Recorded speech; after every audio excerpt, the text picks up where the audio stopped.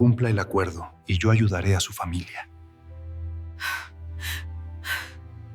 Lucía Herrera nunca imaginó que al cruzar el portón de hierro forjado de aquella mansión en La Moraleja, a las afueras de Madrid, su vida tomaría un rumbo del que ya no habría regreso.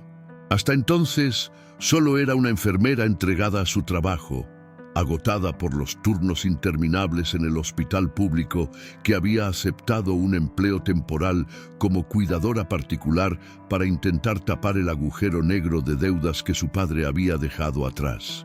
Desde que Javier Herrera había muerto 3 meses antes, los recibos del hospital, los préstamos personales y los intereses atrasados venían cayendo como una lluvia ácida sobre ella y sobre su madre enferma. El pequeño piso en Carabanchel, donde Lucía había crecido entre paredes sencillas, pero llenas de recuerdos, estaba a punto de ser subastado por el banco. Había pasado noches en vela contando y recontando cada euro, buscando un milagro que no llegaba, hasta que vio el anuncio. Se buscaba enfermera titulada, con experiencia en cuidados crónicos, para atender a la madre del jeque Karim Al-Sayed, uno de los hombres más poderosos del mundo árabe y figura central de un consorcio de clínicas de lujo que se expandía por toda Europa. El salario prometido era 3 veces mayor que lo que Lucía ganaba en el hospital. Además, incluía alojamiento en la propia mansión. La propuesta parecía caída del cielo, aunque el nombre del empleador la intimidara. En las noticias se hablaba del jeque cirujano, aquel hombre que, además de ser heredero de una familia real de un pequeño emirato en el Golfo Pérsico, se había formado como neurocirujano en Londres y se había convertido en una celebridad de la medicina. Cuando el chofer dejó a Lucía frente a la entrada principal, el mármol claro de la fachada brillaba bajo el sol del final de la tarde.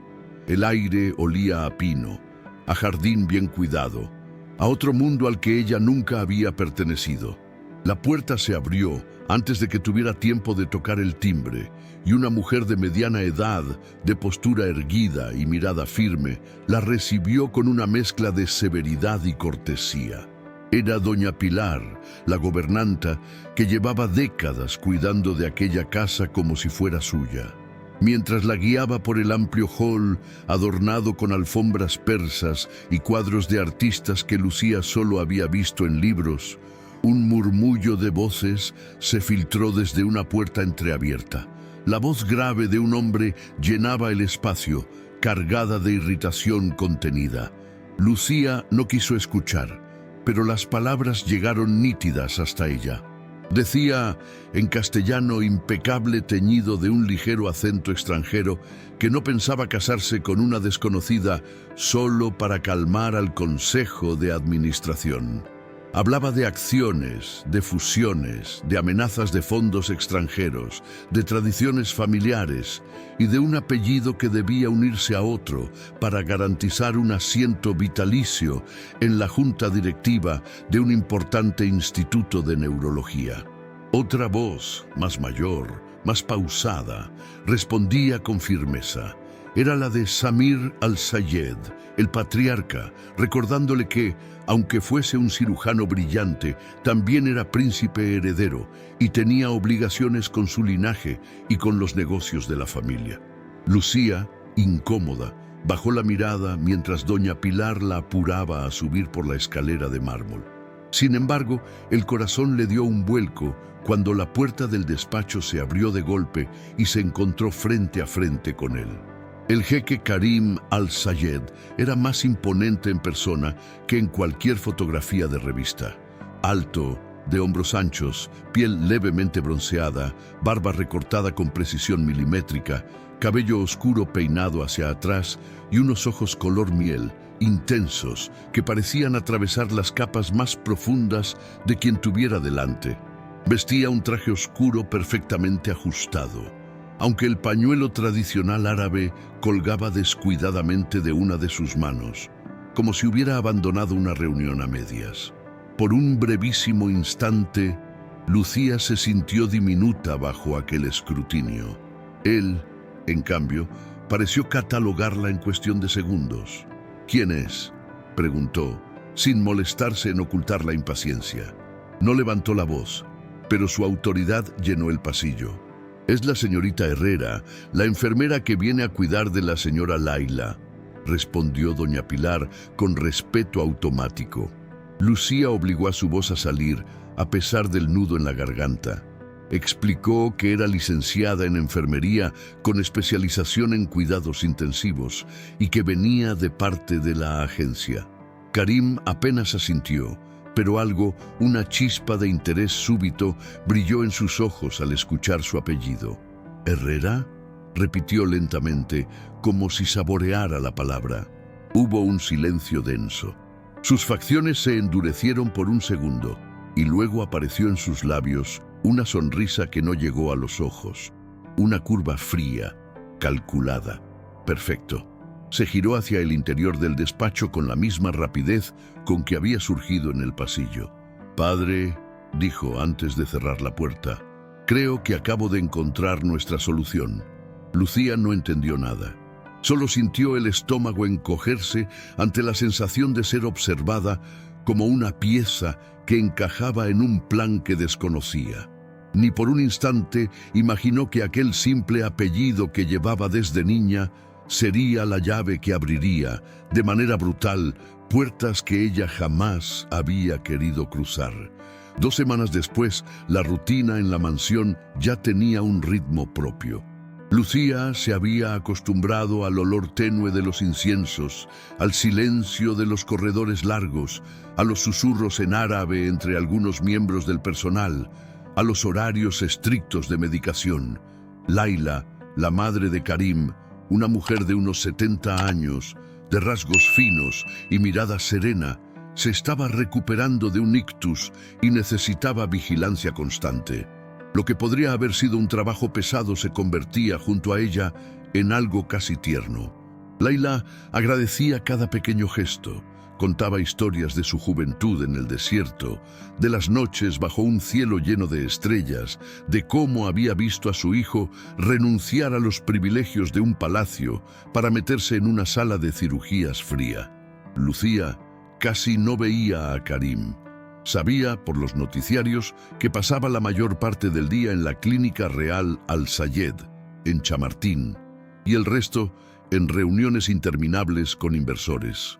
Cuando aparecía en la mansión, ya era tarde. Cruzaba el salón con paso decidido, asentía cortésmente a Lucía si la encontraba en el pasillo y se encerraba en su despacho o desaparecía en el ala privada de la casa. Vivían bajo el mismo techo, pero sus mundos seguían siendo universos paralelos. Hasta aquella noche. Lucía acababa de recibir un mensaje en el móvil en el pequeño dormitorio que la agencia le había asignado en la planta de servicio. Era de la entidad bancaria. El piso de Carabanchel sería subastado en una semana si no liquidaba, en un solo pago, los 70.000 euros acumulados entre capital, intereses y costas. Sintió que el suelo se abría bajo sus pies. Se dejó caer en la cama estrecha, apretando el teléfono entre los dedos, con la sensación de que todo aquello que estaba intentando sostener a duras penas iba a desmoronarse de una vez. No lloró de inmediato. Se quedó mirando el techo, como si esperara que alguna salida mágica se dibujase en las marcas de humedad de la pintura. La imagen de su madre, Rosa, con la respiración cansada, apareció en su mente con un peso insoportable. Rosa no sabía nada del riesgo real de perderlo todo. Lucía había ocultado las cartas y las amenazas legales para no empeorar su salud. Cuando por fin las lágrimas comenzaron a caer, lo hicieron en silencio, contenidas, como si incluso su tristeza necesitara pedir permiso para existir. Fue entonces cuando escuchó un golpe suave en la puerta. No tuvo tiempo de limpiarse el rostro. Karim estaba apoyado en el marco sin chaqueta, con la camisa arremangada y el primer botón desabrochado. La imagen del hombre impecable y distante se quebraba un poco con aquel aspecto más humano, pero sus ojos seguían siendo los mismos, atentos, penetrantes, peligrosamente observadores. Él no preguntó si podía entrar, simplemente lo hizo, cerrando la puerta tras de sí, como si aquel cuarto minúsculo fuese una extensión natural de su reino. Miró el teléfono en la mano de Lucía, sus ojos rojos, la postura encogida. «¿Tienes problemas?», afirmó, no como una pregunta, sino como un diagnóstico clínico. Su voz sonó más suave de lo que ella esperaba. Lucía intentó recomponerse, secando las lágrimas con el dorso de la mano, murmurando que no era nada con lo que él tuviera que preocuparse. Karim se sentó en la única silla del cuarto, un gesto que llenó aún más el espacio. Se inclinó hacia adelante apoyando los codos en las rodillas. «He visto tus informes», dijo sin rodeos. «Sé lo del piso, del banco, de las facturas médicas. También sé que trabajas en el hospital público desde que te graduaste y que tu padre se endeudó para pagar tratamientos que el sistema no cubría». Lucía sintió la violación de su intimidad como una bofetada. Se preguntó cuándo, cómo, quién había autorizado aquel escrutinio de su vida. La vergüenza y la rabia lucharon con el pánico. Antes de que pudiera responder, Karim continuó, como si estuviera presentando en una reunión de negocios una propuesta que ya había sido calculada al milímetro. «Tengo una oferta para ti, Lucía Herrera. Necesito una esposa durante 6 meses, no una esposa real, sino un contrato de matrimonio, una alianza de conveniencia. A cambio, pagaré todas tus deudas, aseguraré la vivienda de tu madre y te garantizaré un puesto estable y bien remunerado dentro del grupo Al-Sayed. Cuando termine todo esto». La palabra esposa se quedó colgando en el aire, absurda, casi ridícula. Lucía lo miró sin entender, como si la hubieran arrancado de la realidad y lanzado a una novela que nunca había querido leer. Karim, sin embargo, no parecía estar bromeando. Su expresión era la de siempre, controlada, fría, racional. Él explicó, con calma quirúrgica, que el estatuto de la Fundación Herrera, un antiguo hospital de neurología en Madrid, fundado por un antepasado lejano de Lucía, establecía que un miembro de la familia Herrera, por matrimonio, tendría derecho a un asiento permanente en el Consejo de Administración. Una cláusula olvidada que de repente se había vuelto crucial en la guerra silenciosa contra un fondo de inversión que quería comprar el hospital, despedir a media plantilla y transformarlo en un centro elitista, inaccesible para la mayoría de los pacientes. «Tu apellido es la llave», resumió, «y yo estoy dispuesto a pagar por esa llave». Lucía sintió que faltaba el aire. Su vida, que ya estaba siendo arrastrada por un torbellino de deudas, enfermedad y pérdidas, ahora era puesta sobre la mesa como una ficha más en un juego que no era suyo. La idea de casarse con un hombre al que mal conocía, fingir un amor que no existía, exhibir una fachada de felicidad ante un mundo que solo vería fotos perfectas en revistas y redes sociales. Todo eso le pareció grotesco. Sin embargo, mientras él hablaba de cifras, de plazos, de cláusulas de confidencialidad, la pantalla de su móvil seguía mostrando la notificación del banco. 70.000 euros, subasta, 1 semana, y la voz de Rosa, en algún lugar de su memoria, preguntándole si el médico había dicho algo nuevo sobre los resultados. Aquella noche, Lucía no durmió. Recorrió mentalmente todos los caminos posibles. Pedir otro préstamo, imposible; vender lo poco que tenía, insuficiente; resignarse a perder el piso y ver a su madre desplazada a un lugar cualquiera, lejos de los vecinos de toda la vida. Cada alternativa que analizaba la llevaba de vuelta al mismo punto.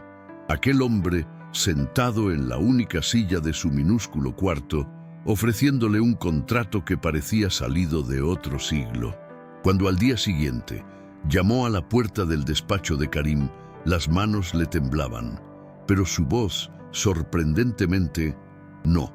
Le dijo que aceptaba, que no veía otra salida, pero que no era una mercancía y que quería condiciones claras: respeto, límites, la promesa de que ninguna intimidad física formaría parte del acuerdo si ella no lo deseaba.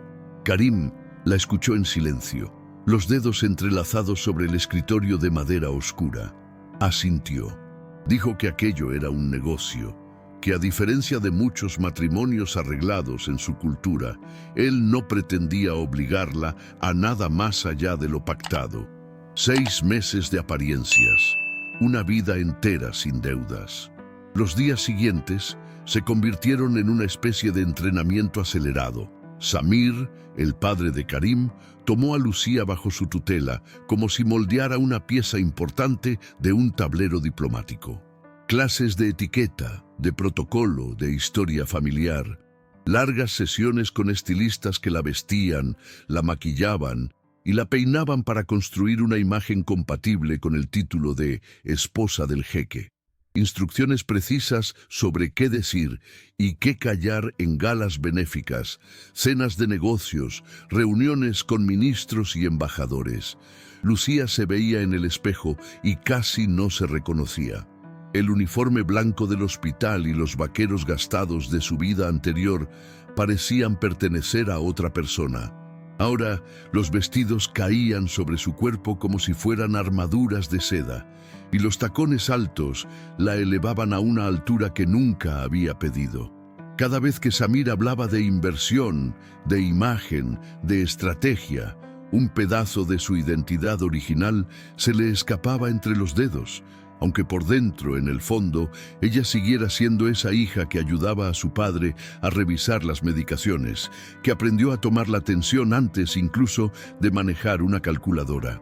En uno de los pocos momentos de intimidad que consiguió con Karim antes del gran día, en el jardín trasero de la mansión, se atrevió a preguntarle por qué había elegido precisamente un apellido español, un hospital madrileño, una cláusula vieja y olvidada, en lugar de presionar al consejo con su poder económico.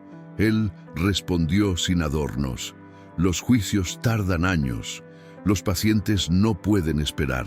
La opción más rápida era la vía más personal, aunque resultara moralmente cuestionable.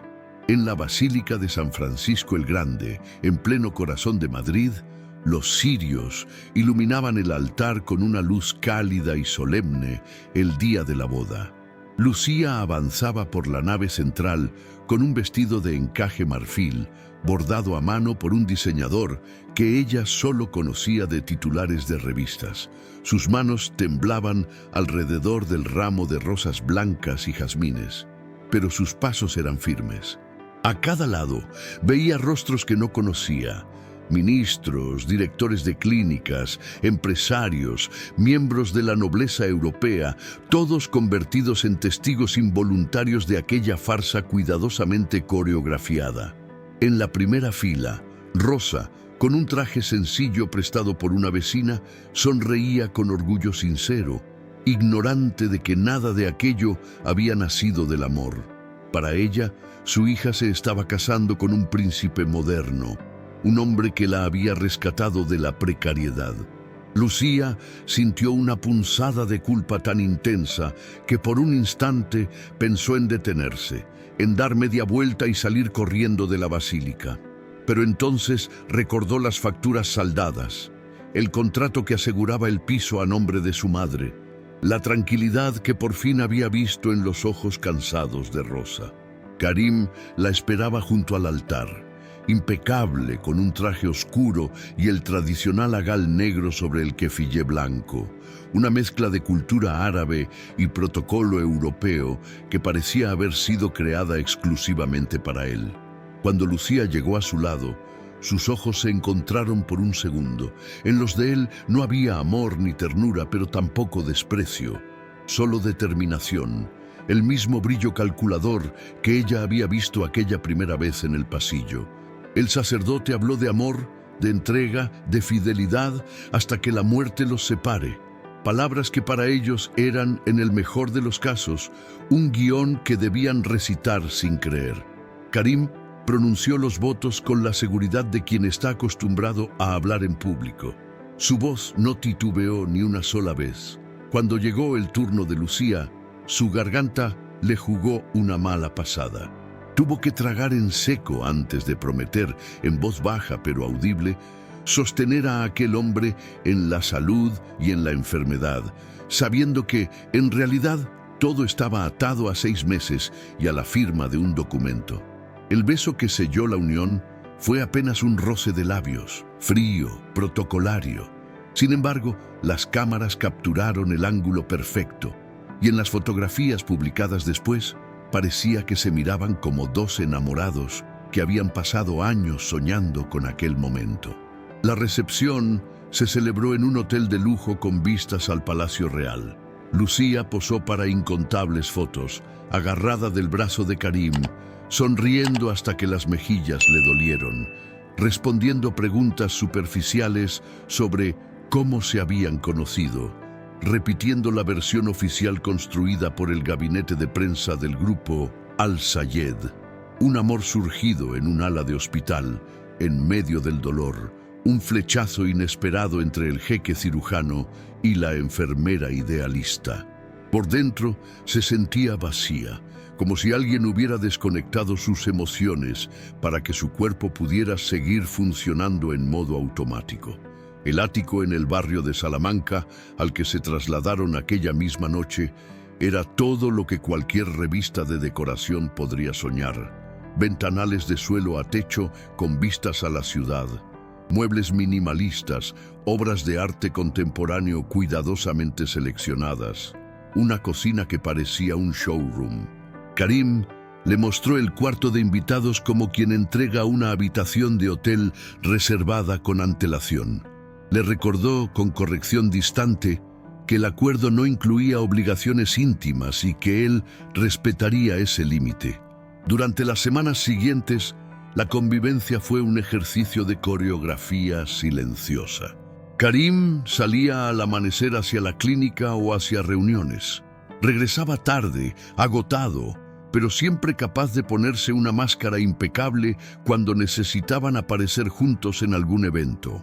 Lucía organizaba los horarios de medicación de Laila, visitaba a su madre con regularidad en el piso, ya rescatado en Carabanchel, empezaba una especialización en neurología que nunca habría podido pagar con su antiguo sueldo y, en un intento desesperado de mantener algo de sí misma, se ofrecía como voluntaria 2 veces por semana en una pequeña clínica comunitaria en Vallecas.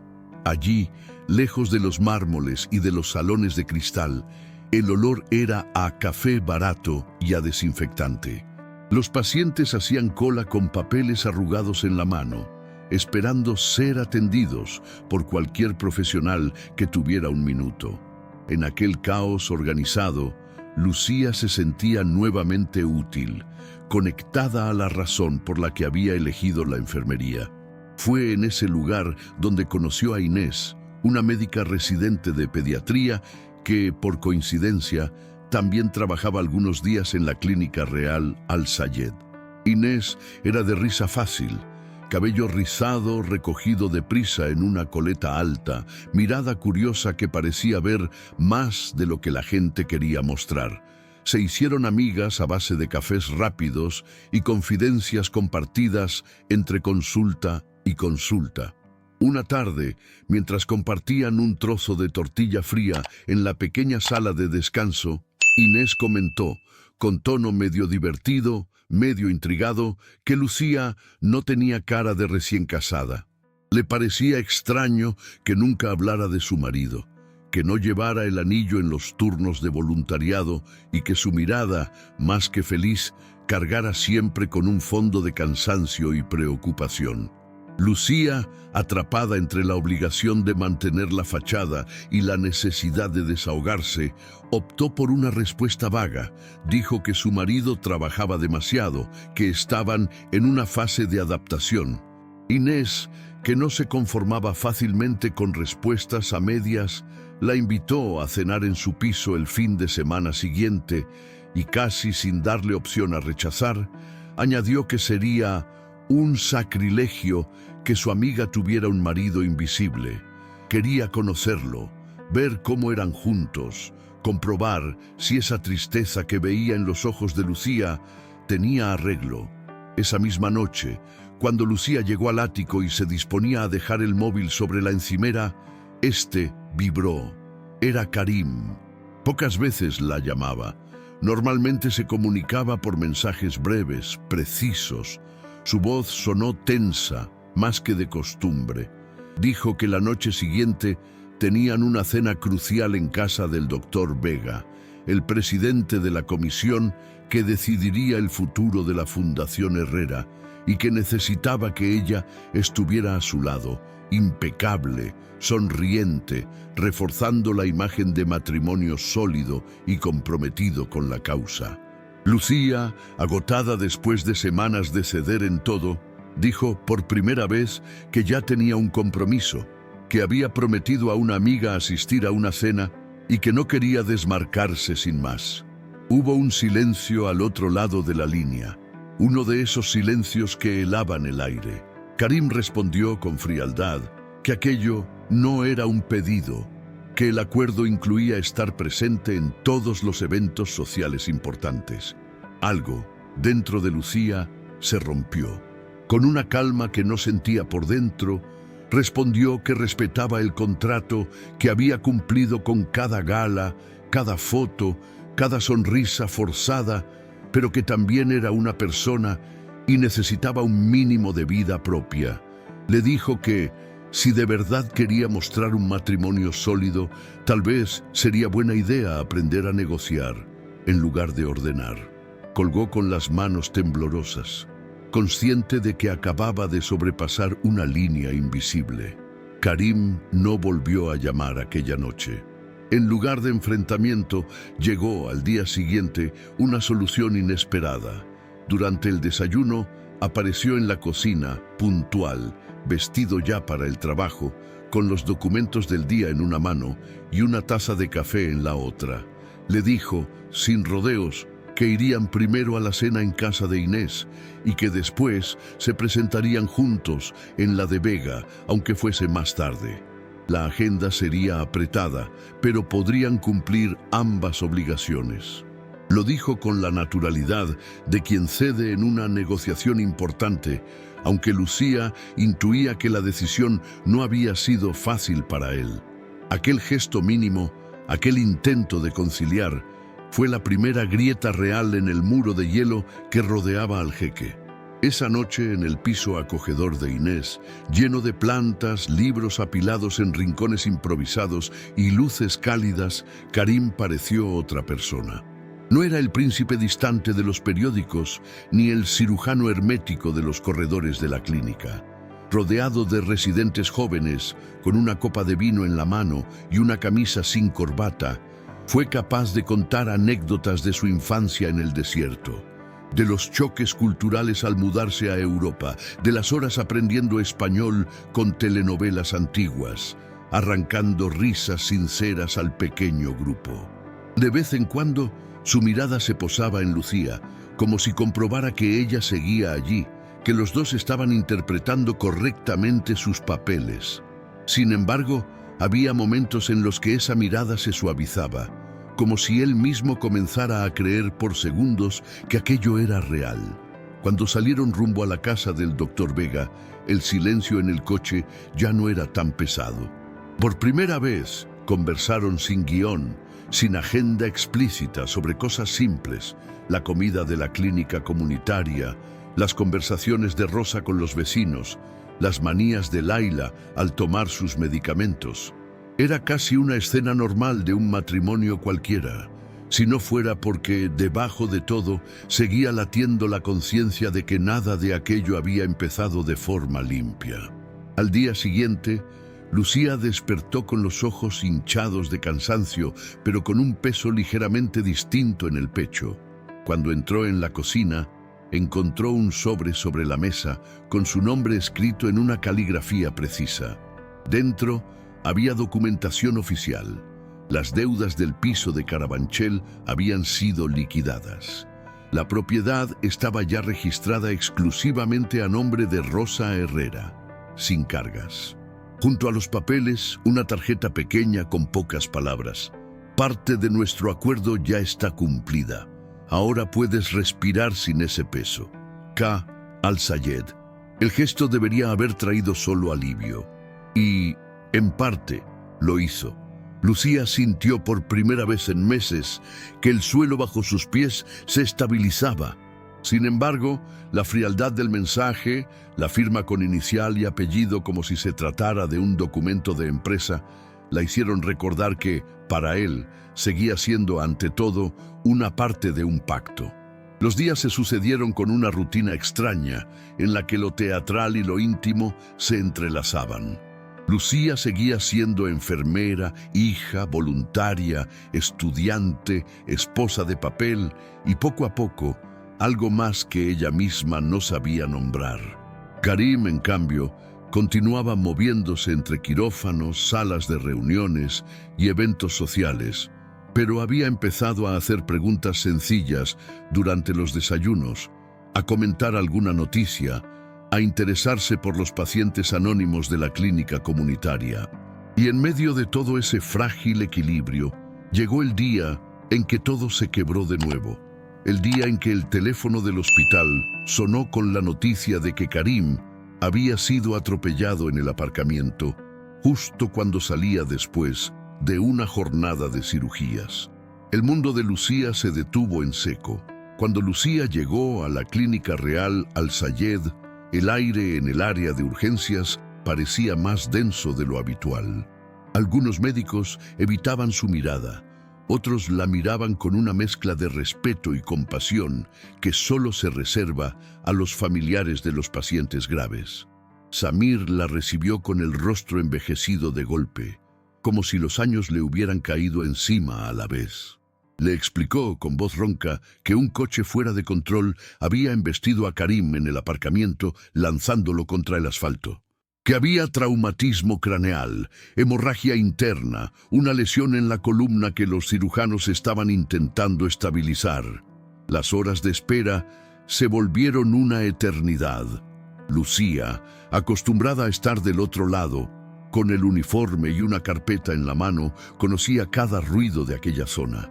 El pitido de los monitores, el vaivén de camillas, los pasos apresurados, los susurros entre médicos, pero nunca se había sentido tan impotente como en aquella sala destinada a los familiares. Se debatía entre la enfermera que analizaba mentalmente probabilidades y la esposa contractual que, pese a todo, sentía un miedo genuino y profundo de perderlo. Cuando el equipo finalmente salió, el cirujano responsable informó que habían conseguido controlar la hemorragia, pero que la lesión medular era seria. Karim, por el momento, no tenía movilidad en las piernas. No sabían si sería temporal o definitivo. Solo el tiempo diría. Se mantenía estable, despierto a ratos, y había pedido verla. Lucía entró en la habitación en silencio, como si el mínimo sonido pudiera quebrar algo. Karim estaba conectado a varios monitores, con la piel más pálida de lo habitual y un vendaje grueso en la cabeza. Cuando posó los ojos en ella, por un segundo, dejaron de ser los del jeque perfecto, el cirujano infalible. Eran simplemente los de un hombre asustado. Él murmuró que no sentía sus piernas. Intentó disimular la angustia con una broma amarga, diciendo que había escuchado aquella frase muchas veces de labios de pacientes y que conocía el brillo de preocupación en los ojos de los médicos cuando hablaban de inflamación y esperar evolución. Por primera vez, Lucía vio la coraza de seguridad de Karim derrumbarse por completo. Se acercó sin pensar, tomó su mano y le aseguró con una firmeza que ni ella sabía de dónde salía que no estaría solo, que pasara lo que pasara, lo acompañaría en esa batalla. Lo llamó equipo, recordándole las palabras que él mismo había usado cuando justificó tantas apariciones juntos, y vio cómo sus ojos se humedecían antes de rendirse al efecto de los sedantes. Esa noche durmió en la incómoda butaca junto a la cama, despertándose a cada movimiento, a cada pitido, revisando líneas de suero como si fuera una guardia más. Las semanas posteriores reconfiguraron de raíz la vida de ambos. El ático en Salamanca fue adaptado, barras en el baño, rampas discretas, espacio para una silla de ruedas. Donde antes había solo cuadros caros, ahora había también equipos de fisioterapia, cojines posturales, cajas de medicación. Lucía pospuso la especialización, redujo su presencia en la clínica comunitaria y centró su energía en reconstruir, paso a paso, el día a día de Karim. Él oscilaba entre la determinación feroz y la desesperación pura. Había días en que seguía al fisioterapeuta con una disciplina casi militar, haciendo cada ejercicio con los dientes apretados, y otros en que sostenía la mirada perdida en la ventana, una botella de whisky a medio vaciar sobre la mesa, preguntándose si la vida tenía sentido sin su papel de neurocirujano. Una noche especialmente dura, tras una sesión de ejercicios que había terminado en frustración, Lucía lo encontró frente al ventanal, con las luces de Madrid extendiéndose como un océano de puntos amarillos. Tenía el vaso en la mano, los nudillos blancos de tanto apretar.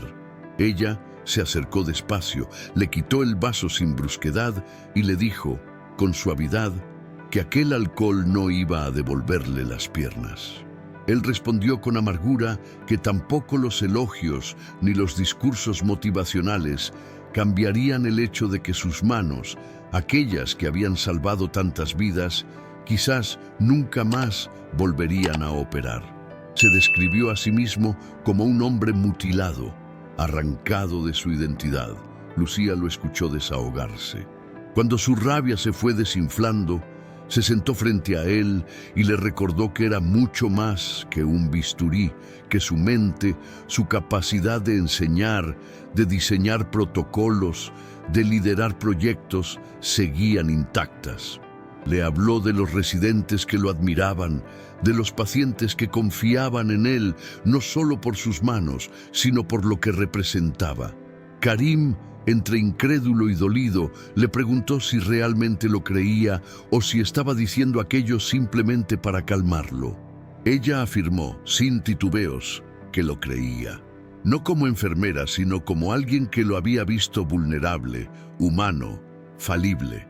Aquella noche, cuando Lucía le ayudó a acostarse, él tomó su muñeca antes de que saliera del cuarto y en un susurro le pidió que se quedara, no para nada físico, sino porque el silencio de repente le resultaba más pesado que nunca. Ella dudó un instante, luego se acostó por encima de la colcha, dejando una distancia prudente entre ambos. A oscuras, sus manos se encontraron en mitad del espacio, como dos personas que, en medio de una tempestad, buscan un punto de anclaje. La mañana siguiente trajo una extraña calma. Karim la observó mientras ella despertaba, con una mirada distinta, más suave, casi sorprendida de descubrir a aquella mujer que, hasta hacía poco, había sido solo un nombre en un contrato, ahora convertida en su única certeza. Dejó escapar un comentario torpe, admitiendo que no sabía expresar cariño sin parecer un idiota. Y Lucía rió por primera vez en días. La risa fue breve, pero abrió una rendija por donde entró un aire nuevo. A partir de entonces, comenzaron a compartir más que horarios y tareas. Entre ejercicios de fisioterapia y revisiones médicas, él le contó historias de su juventud en el Emirato, de la relación tirante con Samir, de la presión constante por ser el hijo perfecto, príncipe ejemplar, médico brillante, empresario exitoso. Ella, a su vez, habló de su padre, de cómo había aprendido a ser fuerte viendo a Javier luchar contra la enfermedad, de las veces que quiso abandonar la carrera por agotamiento y de cómo, sin embargo, siempre volvía porque se sentía llamada a cuidar.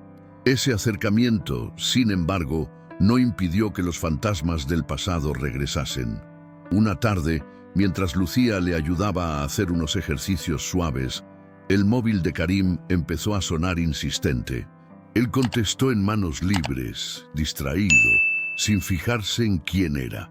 Una voz femenina, melodiosa y cargada de familiaridad inundó la habitación. Era Valeria, su expareja, una modelo conocida con quien había tenido una relación larga y volátil. Había sabido del accidente por los medios y decía que a pesar de todo seguía preocupada por él. Había en su tono una mezcla de preocupación real y vieja herida abierta. Lucía fingió concentrarse en los movimientos, pero cada palabra caía en su oído. Valeria preguntó quién estaba con él, y Karim respondió, sin dudar, que estaba su esposa. La palabra, lanzada con naturalidad, tuvo el efecto de un golpe en el pecho de Lucía. Del otro lado de la línea, el silencio de incredulidad fue casi palpable. Luego, la exnovia reaccionó con sorpresa e ironía, preguntando cuándo se había casado y si, por fin, había cedido a las presiones de su padre. Karim cortó la conversación de forma brusca, dejando claro que no veía sentido en mantener aquel vínculo. Sin embargo, la sombra de Valeria no desapareció tan fácilmente. Unos días después, apareció en el ático, impecablemente vestida, con el perfume caro llenando la entrada. Lucía fue quien abrió la puerta. Valeria la miró de arriba abajo, con una sonrisa que no era amable ni abiertamente hostil, sino elástica, peligrosa. Se presentó como la ex que conocía la versión real de la historia y sin perder tiempo empezó a atacar donde sabía que dolería más. Dijo que conocía perfectamente los planes de Karim, que él llevaba meses hablando de la necesidad de casarse con una herrera para asegurarse el control del hospital, mucho antes de que el padre de Lucía muriera o de que las deudas llegaran al punto crítico. Afirmó que todo había sido fríamente calculado, que la contratación de Lucía como enfermera de Laila no había sido una coincidencia, sino el primer paso de una estrategia elaborada. Le dijo con voz dulce, envenenada, que no se engañara pensando que había sido la elegida por amor, que su apellido había estado en la mira desde mucho antes de que ella supiera siquiera quién era el jeque. Cada palabra se clavaba como un alfiler. Lucía, que había decidido conscientemente entrar en aquel acuerdo, descubría ahora que incluso las circunstancias que la habían llevado a aceptarlo podían haber sido manipuladas desde antes.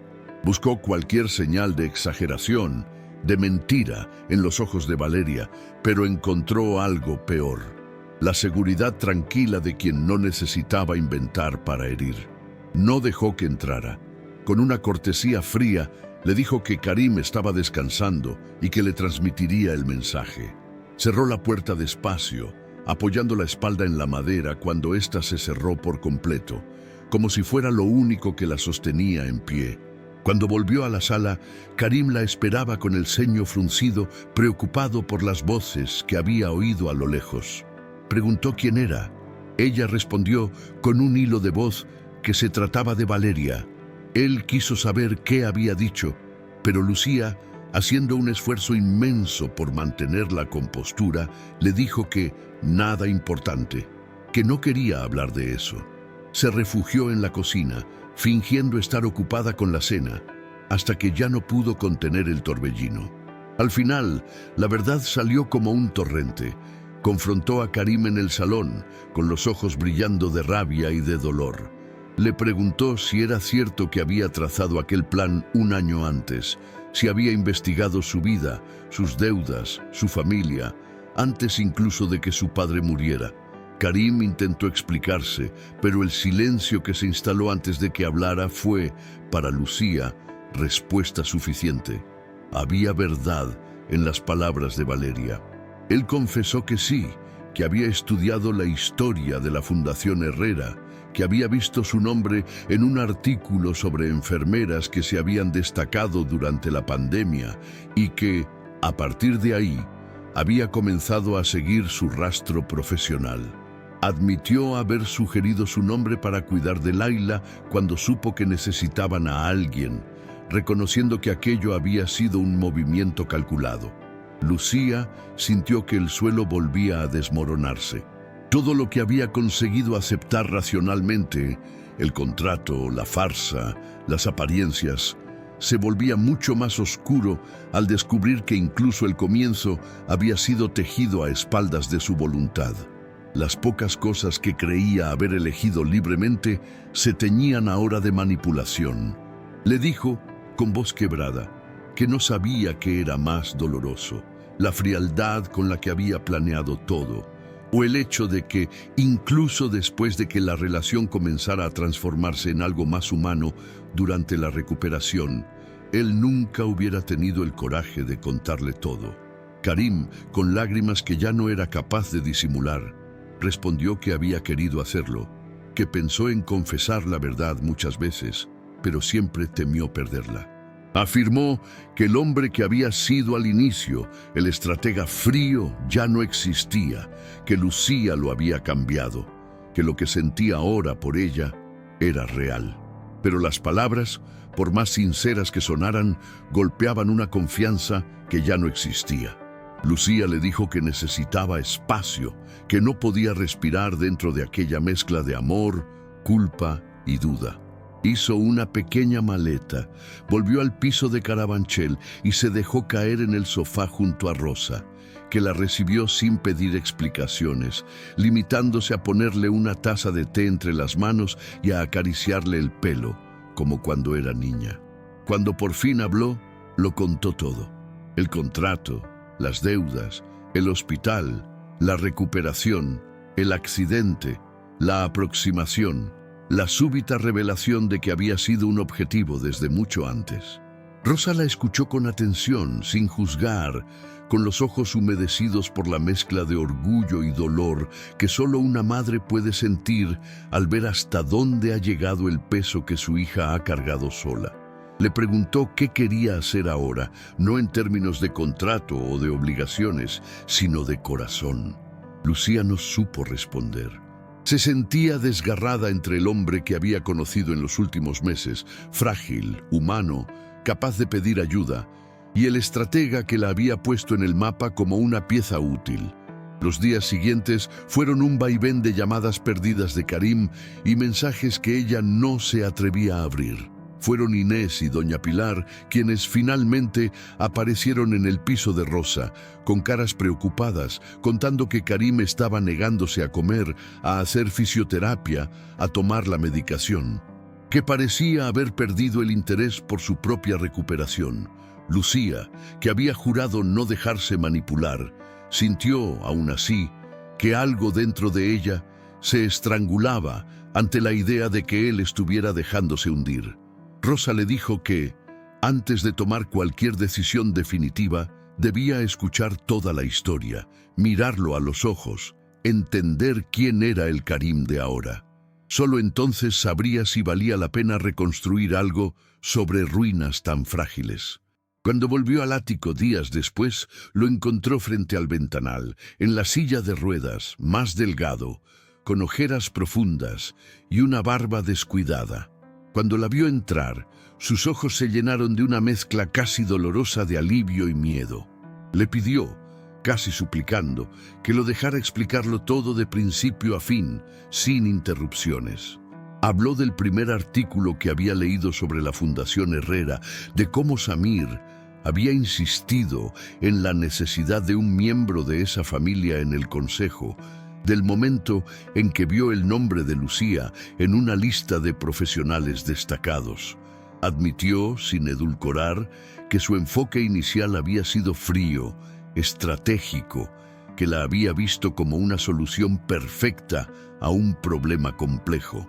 Reconoció la crueldad de haber movido hilos en su vida sin su consentimiento. Pero también habló de la primera vez que la vio en el pasillo, nerviosa, sosteniendo la carpeta de historial de Laila, del modo en que había tratado a su madre con una delicadeza que nadie en la familia, acostumbrada al personal de servicio, solía mostrar, de cómo, poco a poco, su apellido dejó de ser una herramienta y se convirtió en una presencia que lo inquietaba y lo conmovía. Confesó que incluso antes del accidente ya estaba unido a ella de un modo que no había previsto y que la verdadera cobardía había sido seguir escondiendo el origen de todo por miedo a perderla. Le reveló además algo que la sacudió. 2 días antes de ser atropellado, el Consejo de la Fundación ya había votado, la fusión se había aprobado, su asiento estaba garantizado. A nivel contractual, podría haberle dicho que el trato estaba cumplido, liberarla del matrimonio, restituirle la libertad prometida. No lo hizo porque, en aquel momento, ya no sabía cómo imaginar su vida sin ella. Hizo una pausa al decirlo, como si esperase que esa confesión por sí sola lo absolviera. Lucía lo escuchó todo, en silencio, con el rostro serio. Cuando él acabó, le dijo que entendía el proceso, que veía al hombre que él afirmaba ser ahora, pero que no podía simplemente borrar el dolor de haber sido un objetivo desde el principio. Que amar a alguien no da derecho a reescribir el pasado, pero quizás con el tiempo sí a construir algo nuevo, diferente sobre él. Le dijo que necesitaba pensar, de verdad, sola, no para castigarlo, sino para saber si su propio corazón era capaz de confiar otra vez. Karim, con la voz rota, respondió que esperaría, que haría lo que fuera necesario para demostrar que había cambiado, aunque eso significara aceptar que ella no volvería. Pasó un mes. Lucía volvió a trabajar más horas en el hospital, retomó su voluntariado en la clínica comunitaria, intentó llenar el tiempo con tareas, como si cada turno extra pudiese ocupar el espacio que Karim había dejado. Pero también aceptó recibir noticias sobre su recuperación a través de Inés y de Doña Pilar. Supo que había retomado la fisioterapia con disciplina, que estaba diseñando programas de rehabilitación para otros pacientes en su misma situación, que poco a poco estaba redireccionando su carrera hacia la investigación y la docencia. Un día recibió un mensaje urgente de Inés. «Ven al hospital, ahora, se va a hacer daño». Cuando llegó a la sala de rehabilitación, vio a Karim entre las barras paralelas, sudoroso, con el rostro contraído de dolor y determinación. El fisioterapeuta intentaba convencerlo de que se detuviera, pero él insistía en seguir, en mover las piernas más allá de lo que su cuerpo parecía permitir. Cuando escuchó la voz de Lucía llamándolo, se giró, sorprendido, casi perdió el equilibrio. Le dijo que estaba intentando caminar por ella, para demostrarle que podía ser más que un peso muerto, que podía volver a ser un hombre completo. Ella, exasperada y conmovida a la vez, le explicó con firmeza que su valor no dependía de que pudiera caminar o no, que jamás lo había medido por eso, que si realmente quería luchar por ellos, debía empezar por respetar sus propios límites y por ser honesto siempre, incluso cuando la verdad fuera incómoda. Aquel día, en lugar de una escena melodramática, se dio una pequeña victoria modesta. Karim aceptó seguir las indicaciones del fisioterapeuta, apoyado por el brazo firme de Lucía. Las piernas respondieron poco, pero suficiente para unos pasos inciertos. No era un milagro cinematográfico, pero sí un símbolo de algo mayor, la decisión de avanzar lentamente, con realismo, en lugar de forzar un resultado inmediato. A partir de entonces, comenzaron a reconstruir la relación como se reconstruye un músculo atrofiado, con paciencia, constancia y dolor. Se vieron fuera del entorno hospitalario, primero para tomar un café, luego para cenar juntos en un restaurante discreto. Hablaron de todo, menos de contratos, comentaron libros, películas, casos clínicos, recuerdos de infancia.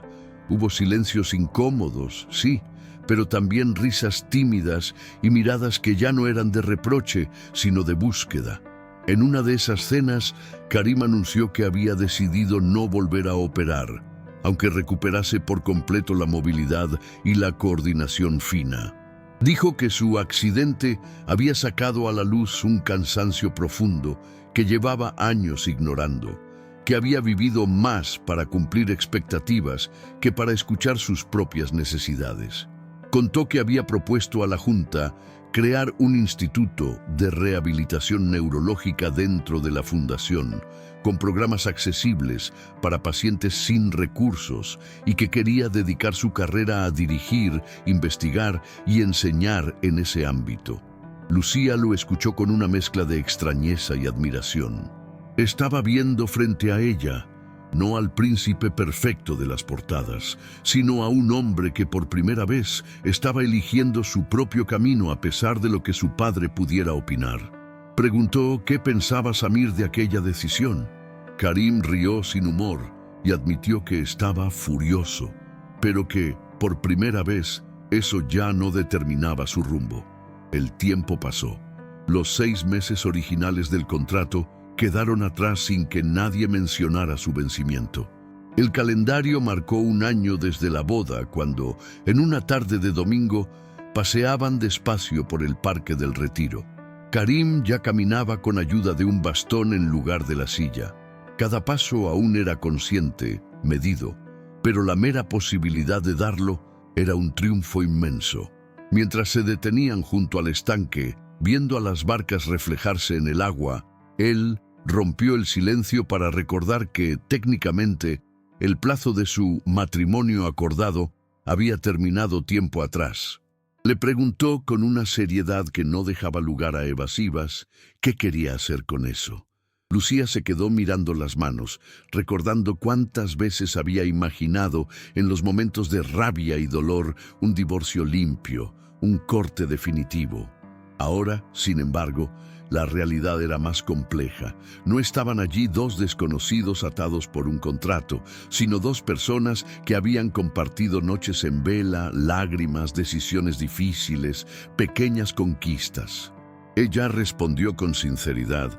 Dijo que ya no veía aquel vínculo como un papel, que era, con todas sus cicatrices, un matrimonio real.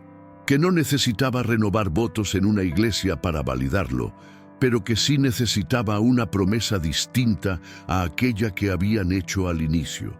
La promesa de no volver a ocultar verdades importantes, de tratarse como iguales, no como deudora y salvador, ni como jeque y esposa ornamental. Karim respiró hondo, como si hubiera esperado esa respuesta más que cualquier sí ante un altar. Le dijo que aún así quería empezar de nuevo, de alguna manera concreta. Y esa misma noche, cuando volvieron al ático, Lucía encontró sobre la mesa del salón otro sobre, parecido a los que habían marcado momentos clave de su historia. Dentro había la escritura que transfería a su nombre la mitad de la propiedad, así como documentos que acreditaban la creación de una fundación con su apellido, destinada a financiar tratamientos neurológicos para personas sin recursos. Ella lo miró, atónita. Karim explicó que aquella era su forma de mostrar que ese matrimonio, a partir de ahora, no estaría basado en desequilibrios de poder, que no quería que ella se quedara con él por miedo a perder seguridad económica, sino por elección. Que si alguna vez decidieran separarse, lo harían como socios, como iguales, no como alguien que se queda con todo y otro que vuelve a la nada. Lucía, con lágrimas silenciosas, le dijo que no tenía palabras. Él respondió que no las necesitaba, que lo que importaba era la decisión diaria de seguir. La abrazó con cuidado, consciente aún de los límites de su cuerpo. Y por primera vez, el abrazo no era un acto que respondía a cámaras, a periodistas o a la mirada atenta de un consejo. Era un gesto íntimo, imperfecto, pero verdadero. 3 años después, el Instituto Al-Sayed Herrera de Neurología y Rehabilitación era una referencia en toda España.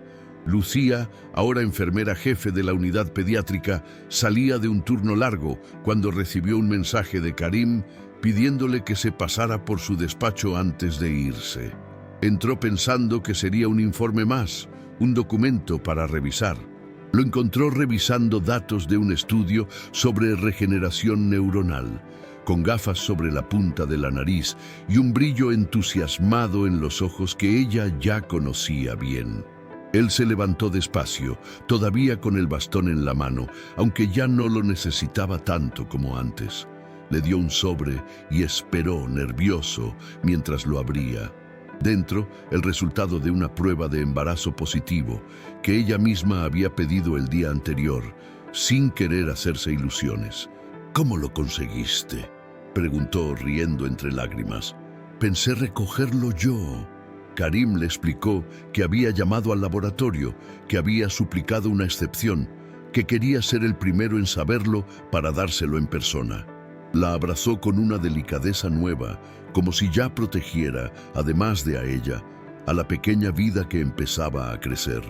Lucía apoyó la frente en su pecho y susurró que nunca había imaginado que aquel acuerdo, que tanto había odiado al principio, se transformaría en la mejor decisión de su vida.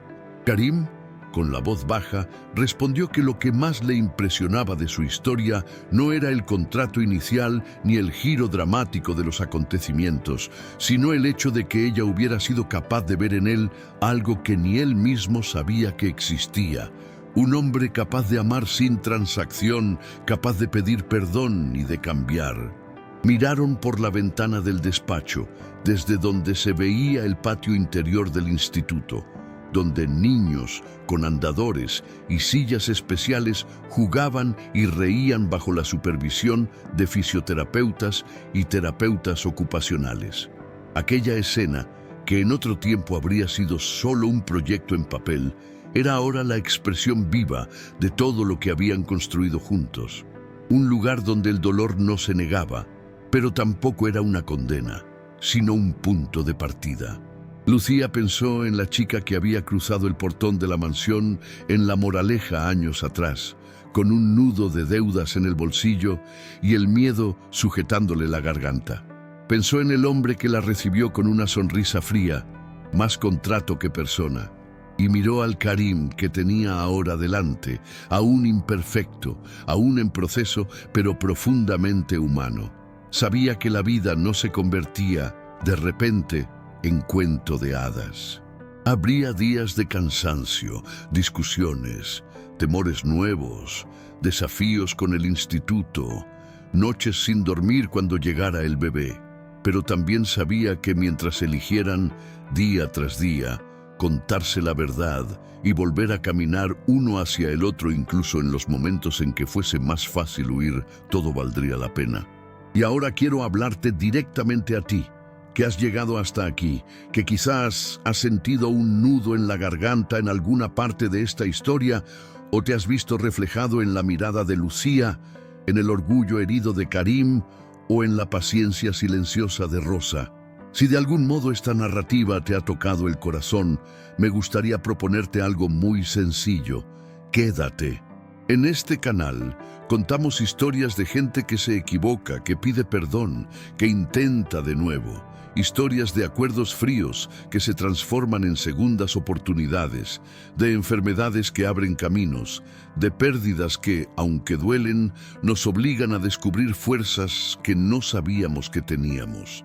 No son cuentos perfectos, son relatos llenos de grietas, como la vida real. Si sientes que este tipo de historias te acompaña en esos días en los que el mundo parece demasiado duro, te invito a suscribirte y activar la campanita. Así, cada vez que publiquemos un nuevo vídeo, tendrás un recordatorio de que no estás sola ni solo en tus batallas. Y por favor, cuéntame en los comentarios qué parte de la historia de Lucía y Karim te ha llegado más. La valentía de poner límites, el miedo a confiar otra vez, la decisión de cambiar de rumbo, la paciencia de cuidar a alguien cuando está roto. Tu experiencia, tu opinión, tu propia historia también importan. Lo que compartes aquí puede consolar, inspirar o sostener a otra persona que lea los comentarios en silencio. Este no es solo un canal de vídeos.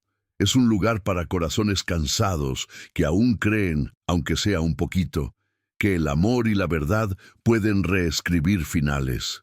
Gracias por estar aquí, por leer, por sentir. Nos vemos en el próximo vídeo y estaré esperando tu historia allí abajo, en los comentarios.